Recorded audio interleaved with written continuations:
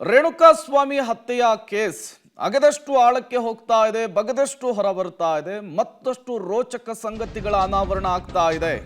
ಕೊಲೆ ಕೇಸ್ನಲ್ಲಿ ಡಿ ಗ್ಯಾಂಗಿಗೆ ಮತ್ತೆ 14 ದಿನ ಜೈಲಾಗಿದೆ. ರೇಣುಕಾಸ್ವಾಮಿ ಕೊಲೆ ಕೇಸ್ನಲ್ಲಿ ಇನ್ನಷ್ಟು ಆಳಕ್ಕೆ ಇಳಿದಿದ್ದಾರೆ ಪೊಲೀಸರು ತನಿಖೆಯಲ್ಲಿ. ರಿಮ್ಯಾಂಡ್ ಕಾಪಿಯಲ್ಲಿ ಮತ್ತಷ್ಟು ಕೃತ್ಯಗಳು ಬಟಾಬೈಲಾಗಿದೆ. ಕೊಲೆಗಾಗಿ ಇವರು ಮಾಡಿದಂತಹ ಕಿರಾತಕ ಕೃತ್ಯಗಳು, ಪ್ಲಾನ್ಗಳು ಎಲ್ಲವೂ ಕೂಡ ಅನಾವರಣ ಆಗ್ತಾ ಇದೆ. ಈಗಾಗಲೇ 1 ತಿಂಗಳಾಗ್ತಾ ಬರ್ತಾ ಇದೆ. ನಟ ದರ್ಶನ್ ಅವರು ಈ ಕೇಸ್ನಲ್ಲಿ ಲಾಕ್ ಆಗಿ ಮೊದಲು ತನಿಖೆಯನ್ನು ಎದುರಿಸಿದ್ರು.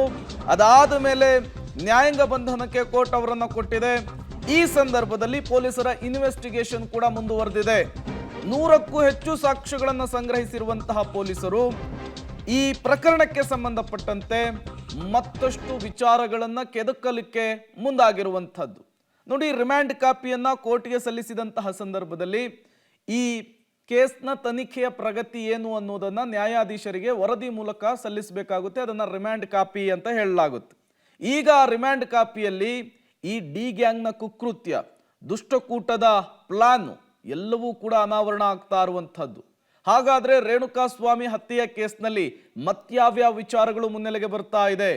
ಈ ಡಿ ಗ್ಯಾಂಗ್ನ ಸದಸ್ಯರು ಮತ್ತೇನೇನೆಲ್ಲ ಪ್ಲಾನ್ ಮಾಡಿದ್ರು ಎಲ್ಲದರ ಬಗ್ಗೆ ಡೀಟೇಲ್ಸ್ ಕೊಡ್ತಾ ಇದ್ದೀವಿ.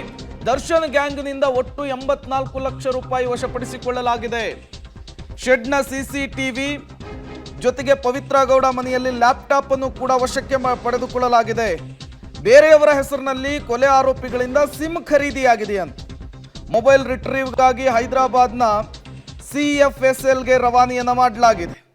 ಸಿಮ್ ಅಸಲಿ ಮಾಲೀಕರಿಗೆ ನೋಟಿಸ್ ಅನ್ನು ಕೊಡಲಿಕ್ಕೆ ಮುಂದಾಗಿದ್ದಾರೆ ಪೊಲೀಸರು.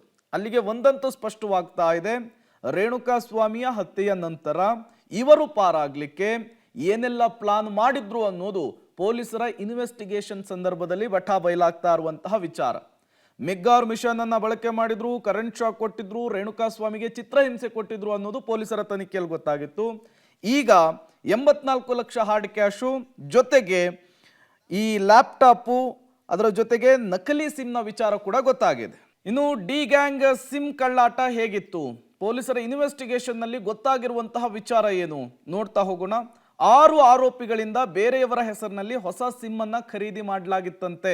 ಲೊಕೇಶನ್ ಟ್ರೇಸ್ ಆಗಬಾರ್ದು, ಜೊತೆಗೆ ಈ ಕೃತ್ಯದಲ್ಲಿ ನಾವಿದೀವಿ ಅಂತೇಳಿ ಗೊತ್ತಾಗಬಾರ್ದು ಅನ್ನುವಂತಹ ಕಾರಣಕ್ಕೆ ಪ್ರಕಾಶ್ ನಗರದ ಹೇಮಂತ್ ಹೆಸರಿನಲ್ಲಿ ದರ್ಶನ್ ಮತ್ತು ನಂದೀಶ್ ಸಿಮ್ ಅನ್ನ ಖರೀದಿ ಮಾಡಿರುವಂತಹ ವಿಚಾರ ಕೂಡ ಪೊಲೀಸರ ಇನ್ವೆಸ್ಟಿಗೇಷನ್ ನಲ್ಲಿ ಗೊತ್ತಾಗಿದೆ. ಬಸವೇಶ್ವರ ನಗರದ ಮನೋಜ್ ಹೆಸರಿನಲ್ಲಿ ಪವಿತ್ರ ಗೌಡ ಸಿಮ್ ಅನ್ನ ಪರ್ಚೇಸ್ ಮಾಡಿದ್ರಂತೆ. ಓರ್ಲಾಕಲ್ ಇಂಡಿಯಾ ಪ್ರೈವೇಟ್ ಲಿಮಿಟೆಡ್ ಹೆಸರಿನಲ್ಲಿ ಪ್ರದೂಷ್ ಸಿಮ್ ಅನ್ನ ಖರೀದಿಸಿರುವಂಥದ್ದು.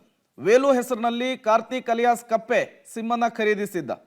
ಪ್ರಜ್ಞಾ ಹೆಸರಿನಲ್ಲಿ ಕೇಶವಮೂರ್ತಿ ಸಿಮ್ ಅನ್ನ ಪರ್ಚೇಸ್ ಮಾಡಿರುವಂತಹ ವಿಚಾರ ಪೊಲೀಸರ ಇನ್ವೆಸ್ಟಿಗೇಷನ್ ನಲ್ಲಿ ಗೊತ್ತಾಗಿರುವಂಥದ್ದು. ಕೊಲೆಯ ನಂತರ ತಪ್ಪಿಸಿಕೊಳ್ಳೋದಕ್ಕೆ ಏನೆಲ್ಲ ಪ್ರಯತ್ನಗಳನ್ನು ಮಾಡಬೇಕು, ಆ ಎಲ್ಲ ಪ್ರಯತ್ನಗಳನ್ನ ಈ ಗ್ಯಾಂಗ್ ಮಾಡಿತ್ತು ಅನ್ನೋದು ಇನ್ವೆಸ್ಟಿಗೇಷನ್ ಮೂಲಕ ಗೊತ್ತಾಗಿದೆ. ಅದರಲ್ಲಿ ಈ ಸಿಮ್ ಖರೀದಿ ಕೂಡ ಒಂದು.